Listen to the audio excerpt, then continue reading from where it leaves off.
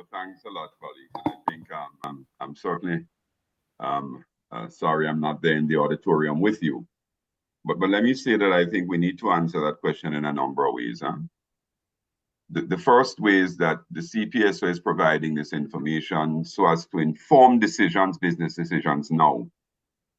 A lot of that information basically is information that we have up to this moment. So it's historic information, but it's good historic information that takes us further than any information that we've had before, for the reason that we've been able to get that both from confidential trade sources and data mining, but we've also benefited from the fact that the CPSO has amongst the biggest partners in the region, in the community, that actually move goods. And we're working increasingly with very credible data on the movement of persons.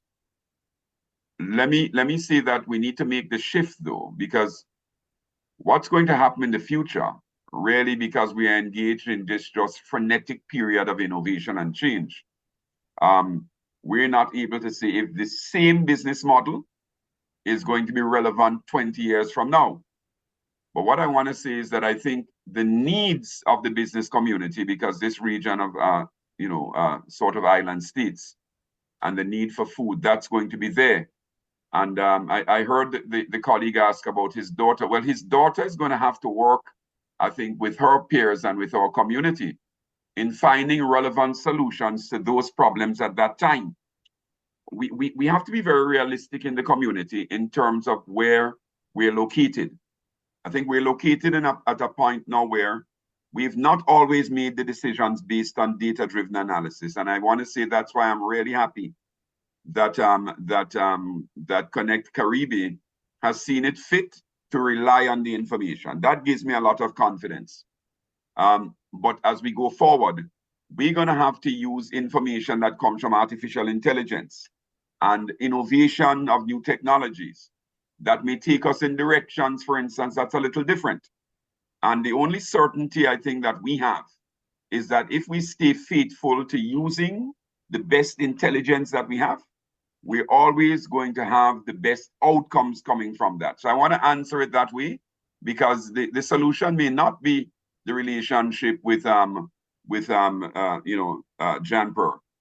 It may be that we're talking to a company that basically does delivery by drones. And I want to be practical, because when you talk about 30 years from now, I've seen solutions in the last year that's now being implemented all over the world that really now, makes me wonder, what is transportation going to look like, in 10 years? So I wanted to say that to place the importance of this initiative in context today, because I think it's really needed today.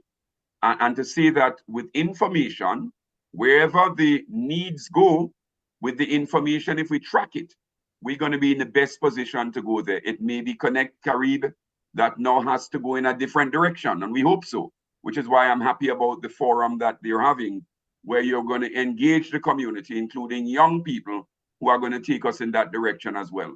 They're going to partner with us in that direction. So I wanted to answer it that way, so that the community and the world doesn't believe us to be saying that this model that we're talking about today is necessarily the same model that's going to exist in 30 years. It may not be.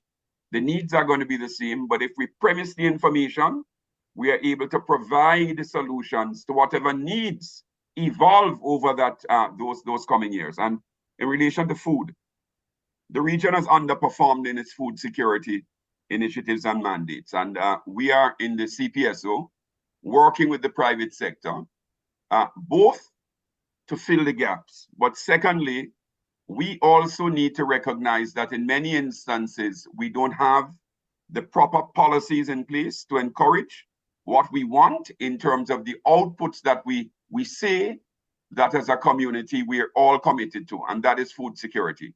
I have to tell you openly in this press conference today that there are times in the private sector, we become particularly concerned that, we've seen what happened during COVID with food security and food on the shelves and food availability. But I have to tell you that some of the countries that we work with seem reluctant to change. So you're consuming subsidized food, and we're not talking about subsidies in an esoteric manner. We are monitoring subsidies, and we can tell you how much the subsidies are and where they're coming from. And the countries that are instituting them are not making apologies for the subsidies. But when we have subsidized prices that make it difficult for us to produce and compete, but we have countries that want to hang on to the fact that we're getting it at a low cost now, notwithstanding the fact that when markets get tight, we have none. It gives us cause in the private sector. And if there's one message I want to leave, in addition to everything we're doing with transport, is that we have all the resources we need in CARICOM to make these initiatives work. But if we don't have the proper policies in place, if what we're going to do next with Connect Caribe and working with the ports and working with customs and working with immigration to facilitate movement, if we don't get that support, then we're going to be talking about the same problem. You know, perhaps this is where I would agree with you.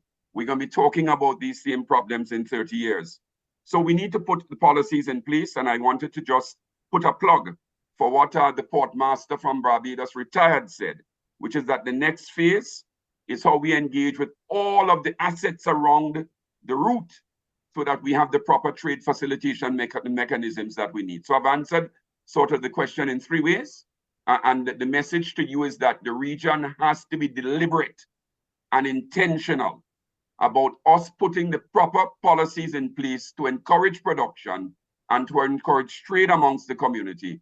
Because if we continue to be wed to a low-cost, low-price policy, we're going to see what happened during COVID happen increasingly over time.